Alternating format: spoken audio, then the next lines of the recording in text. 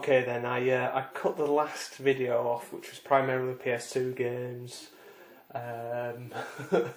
because I'd done half an hour basically on those games, and I thought I would spare you another half an hour, making this video an hour long.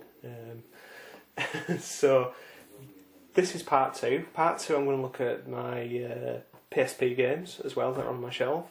There might be one or two more apart from this, but this is more or less the entire collection. So let's crack on while my voice still holds out. And game number one is there we go, Pinball Hall of Fame. Yeah, the Williams collection. Didn't actually get a PAL release, this one. So every copy you'll see will have the E logo on it, meaning it's an import. It got a PS3 and a 360 release in the UK, but for some reason the PSP version didn't make it over. And for me, it's the version that's possibly the most worthwhile. I mean, why wouldn't you want to do pinball on the go? That's all I can say. Great selection of tables, loads and loads to unlock. Better tables as well than Gottlieb Pinball Classics. It's one of my favourite pinball games, if not the favourite pinball game. If you can hear some whine in the background, it's the other cat that hasn't appeared on any of the videos so far. So yeah, one to pick up, should be like £6 or £7. Next game I'm going to show you is a game I showed recently. It's Silent Hill Oranges, as I said the other day, Origins. Still not played this one, but as per usual, Konami have pulled together a nice kind of pack here, so I'll give it a go at some point.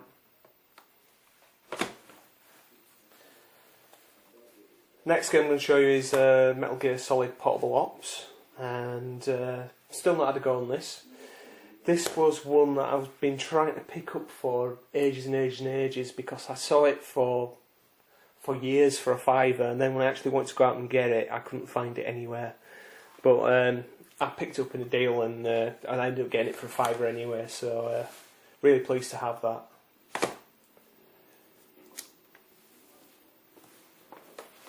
Right, we were talking about Gottlieb Pinball Classics earlier. There's my copy of the PSP version. One that on holidays I've probably played this the most, just because you can pick it up and play a quick 10-minute game and then put it down.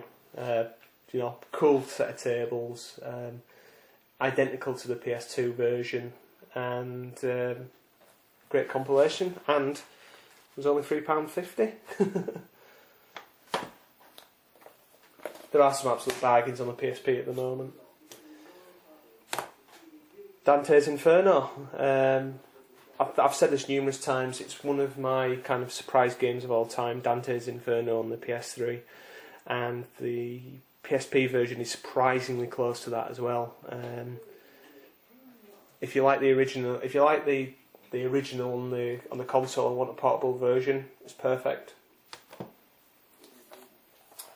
Another game took me ages to find, and then I found it quite easily. Mega Man Powered Up. I never saw that many copies of this game when it came out, really, and when I saw it, it was very expensive, so really pleased to pick this one up for, I think it was around about £10. Really good condition, and it's a cool Mega Man game.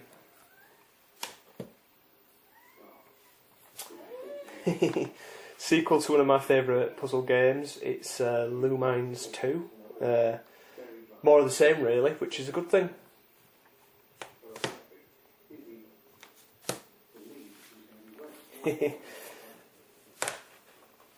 Grady's Collection. Now, this is a game I imported from Japan, won it on eBay, relatively cheap.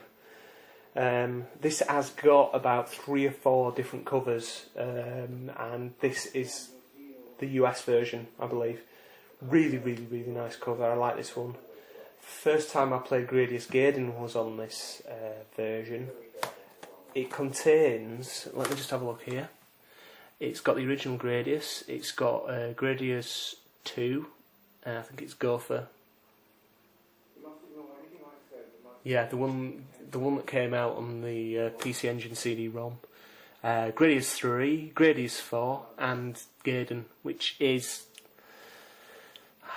it's my second favourite after Gradius 5. Well worth playing, well worth picking up.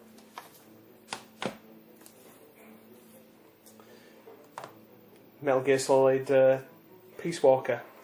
Still not played this. I know a few people that say that this is it's the best Metal Gear Solid out of the lot. This version's got an exclusive HMV cover, which I believe is the same as the Japanese re-release version that came out on the 360, which was a Japanese exclusive. Got this one on the HD collection. Gonna give this one a go at some point.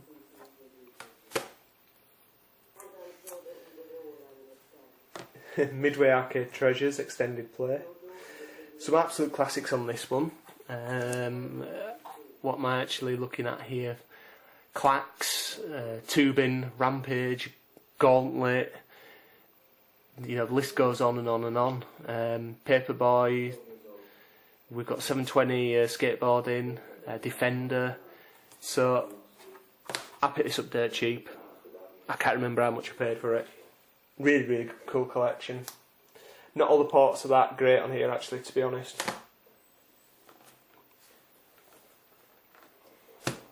There we go. Castlevania Dracula X Chronicles. Another one that took me a while to find, but when I actually saw a copy of it in Game Station in Leeds, I snapped it up. You just don't see it that often. I've subsequently seen it, and I've thought about buying it to sell on or something, but it's cool. It's as well as having. I'm just trying to think. Yeah, enhanced version of classic Dracula X Rondo of Blood. It also includes Symphony of the Night and the original version as well as unlockables, and it's worth it for Symphony Night alone. Great pack. Grand Theft Auto Vice City Stories. It's an absolute miracle that this works on the PSP, to be honest, and it's a faithful rendition of the universe. I'm not quite sure it works. It's not like Chinatown Wars that works really, really well on the DS. I can't say the same thing for Grand Theft on the PSP. Something about it's just not quite right for me, but still okay.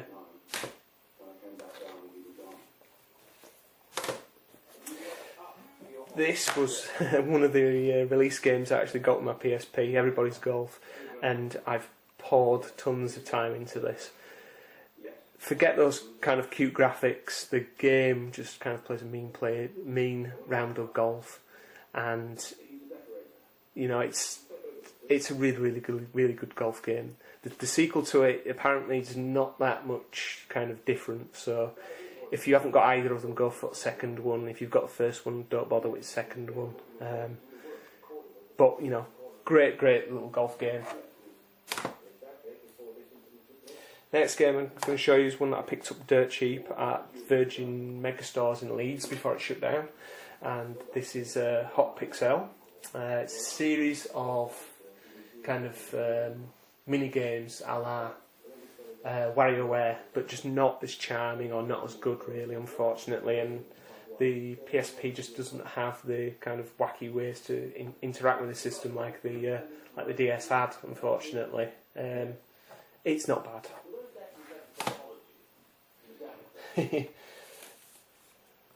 There we go. Gran Turismo Collector's Edition. It's a cool set, actually, and I picked this up really cheap. You get a set of art cards with it, and you get some DLC as well, I think. It's alright, actually. I'm not quite sure about the menu system in it. If it played more like the proper game, then I think I'd be more interested in it. But there's a calendar system in it where cars become available to use, via unlocks and stuff, and it just doesn't quite work for me. Um, Space Invaders Extreme. Space Invaders reinvented to be kind of quirky and charming and interesting. Really, really good game. If you can, find it, I'd snap it up because it's really there's lots and lots of hours killed on this game. It's really cool.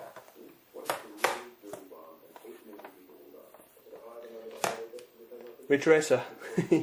If Ridge Racer wasn't around, I would actually think that this was the best Ridge Racer ever.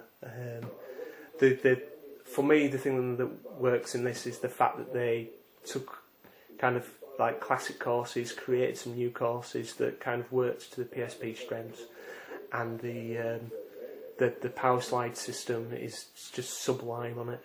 It's a really, really good racer, and that kind of takes me on to this really, which is